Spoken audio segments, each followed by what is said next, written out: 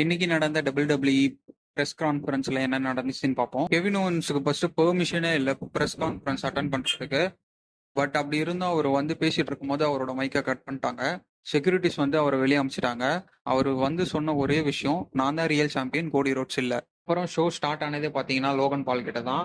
அவர் ரா பிராண்ட்ல தான் இனிமேல் ஃபைட் பண்ண போறாரு. அண்ட் இதுக்கப்புறம் அவர் நம்ம வேர்ல்ட் சாம்பியன்ஷிப்புக்கும் ஃபைட் பண்றதை பார்க்கலாம். அண்ட் நடுவில் குந்தருக்கும் லோகன் பாலுக்கும் ஒரு மேட்ச் இருக்கிற மாதிரி கான்வர்சேஷன் போயிட்டு இருக்குது. பட் இன்னும் அஃபிஷியலாக கன்ஃபார்ம் ஆகல. என்ன இருந்தாலும் நம்ம வெயிட் பண்ணி பார்க்கலாம். மறுபடியும் லிவ் மோர்கன் தன்னோட டைட்டிலை டிஃபெண்ட் பண்ண போறாங்க.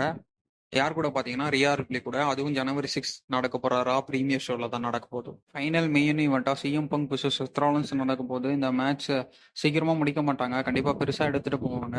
எல்லாம் மறக்காம பாருங்க. அண்ட் நம்ம சேனல்லே அப்டேட்ஸ் வரும். ஜனவரி 6 என்னென்ன மேட்சஸ்லாம் கன்ஃபார்ம் பண்ணியிருக்காங்க, ரூமர்ஸ் என்னென்ன இருக்கு, அண்ட் எந்த சூப்பர் ஸ்டார்ஸ் எல்லாம் ரிட்டர்ன் ஆக போறாங்கன்னு சொல்லிட்டு நெக்ஸ்ட் வீடியோல